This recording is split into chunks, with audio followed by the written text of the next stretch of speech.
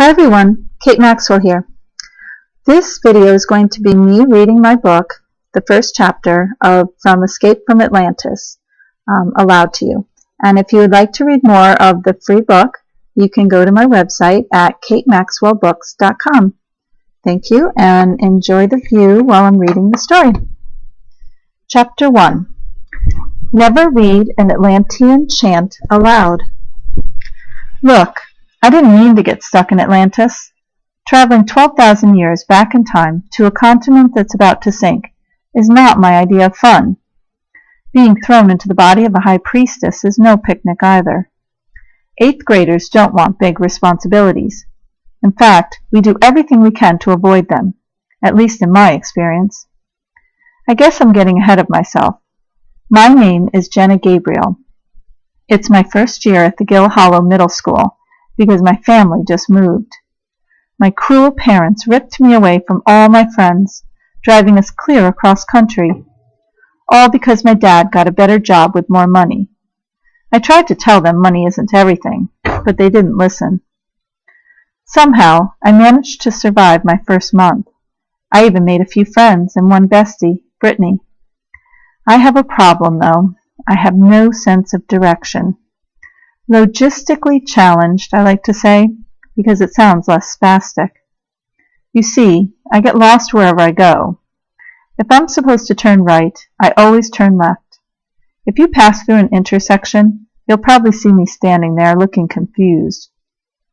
Anyway, it's only October, so I don't know my way around yet. That's how I stumbled into that nasty room at the back of the library. It smelled like moldy bread and had a major cobweb stretched across the middle. If I'd seen a spider in that cobweb, I wouldn't be telling you this story. But somehow, Charlotte was MIA, so her web was empty. By the way, for me, every spider is Charlotte, because when I was 8, my favorite bedtime story was Charlotte's Web. Sliding my way around the cobweb, careful to keep sticky strands out of my hair, I sat down on a bench. Why was I reduced to hiding in that creepy room? Embarrassment. When you're new to a school, surrounded by mostly strangers, and have a problem like mine, it's crucial to pretend you know what you're doing. Fake it till you make it, my old friend Aaron used to say. I didn't mean to open the door. I had no intention of going inside. I guess I was just a little curious. In fact, if Colleen Murphy hadn't been watching me with that smug look on her face, I'd have returned to my seat. I'd have finished my homework and never seen the likes of that ancient city. The look said, "Ha ha, Jenna Gabriel, you goofed again. You have no clue what you're doing, do you?" Colleen Murphy is perfect. She never makes mistakes. She's super popular, ultra-spectacularly gorgeous, and very rational in her thinking. She also knows all this. Even after only 1 month, I figured her out. I, on the other hand, always seem to screw up. Jenna has a mind of her own, my mother always says. She does things her way. Personally, I like figuring things out for myself. Unfortunately, that independence usually gets me in trouble. So here I was, sitting on a low wooden bench, the ones people step on to reach the upper shelves. My eyes were getting used to the dim light. They were also peering around nervously in case Charlotte decided to return. I'm tall for my age, 5'7".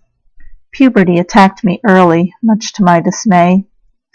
My knees were already aching, and I wondered how long I should stay there. Maybe if I found a book, Colleen wouldn't think I was there she'd think I was there for a reason. That I hadn't blundered, yet again, stumbling into a room where I had no logical business. Fortunately, there was a huge old book right at my fingertips.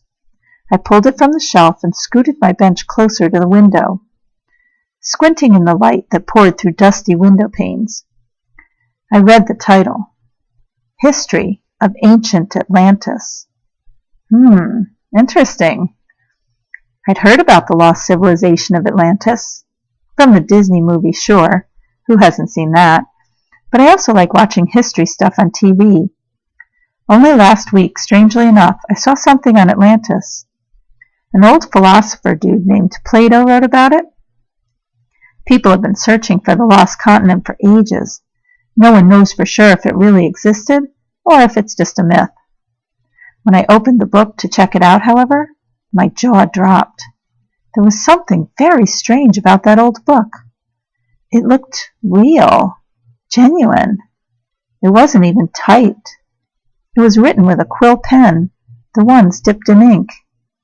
The paper was so yellowed it was almost brown. It crackled when I touched it. As I turned the first pages, I started to read.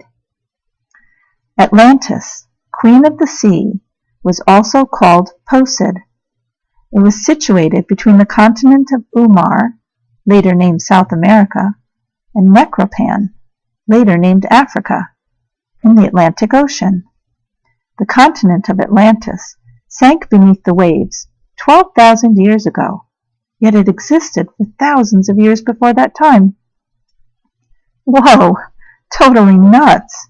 Could this be for real? I started to flip through the pages to read more. As I did, they crumbled to dust. Stinky, gross dust, like the stuff in our attic, which is the only room Mom never cleans. Who could blame her? Wow, this sucks, I thought, as I closed the book. I was deeply disappointed. How did the story end? Just maybe. Carefully, I turned the book over and opened the back cover. It was leathery and thick. Yes, just as I suspected. The last page was stuck to the cover. It looked like a verse. I read the words aloud. O behold, ancient Atlan, you who speaketh words of lore, shall you find treasures sought for in the folds of time no more. The words had a strange effect on me. Suddenly, my eyes were blurry. I felt the book slip from my hands onto the floor. The thump echoed in my ears. There was a distant whirring sound. My long dark hair swirled across my face as a strong breeze whipped around me. I was getting dizzy. Closing my eyes, I felt weightless. My feet no longer touched the floor. What was happening? I fought to open my eyes, hoping I wouldn't get sick. I was spinning. A gray tunnel with flashing lights enclosed me like a sock, pulling me down, down, down. I think I passed out, or went to sleep, or something. Suddenly, I'm awake. I'm wearing a long white gown with gold embroidery and a gold sash. My feet are encased in strappy gold sandals. Worse than that, I'm wearing a very heavy bejeweled head thingy that makes my scalp hurt. Has someone dressed me up like Cleopatra for the school play? Where am I? Looking down isn't easy. The headpiece begins to slip. I grab it with my hand and jerk it back. Lowering only my eyes, I straighten my head and glance to my right. The blue ocean stretches on forever. A seaport. Only this is no ordinary seaport, not like the ones near Hampton Beach where we vacationed once. I'm pretty sure the boats in Hampton Beach don't have carved naked ladies jutting out from the helm. No, make that mermaids. And scrolled wooden bows? Huh? Topless mermaid mascots? Definitely not an ordinary seaport. Where am I? Then I shift my eyes to the left. It's a village with lots of people. I hear the clanking of metal as some guy pounds a pole into the ground. Seems like everyone is shouting, laughing, or talking down there. A woman with a cart full of vegetables haggles with an old man. Little kids run through cobbled streets, shrieking and giggling. Ugh! The weird crown I'm wearing is extremely annoying. If I don't keep my head perfectly straight, it lurches to the side. My neck is wicked sore. Then I notice something else freaky. My legs are on automatic pilot. They glide along smoothly with a mind of their own. I'm not even tripping on the stone wall. Usually I'm a bit of a klutz. My friends love to tease me about it, making stupid comments like, "New feet, Jenna?" Wait. Stone wall? I'm so busy looking to the sides that I never look down. When I do, I get crazy dizzy. Yikes, I must be 30 feet up. Below are craggy, sharp-looking rocks, the kind that makes your guts spill out like yesterday's leftovers if you're unfortunate enough to fall on them.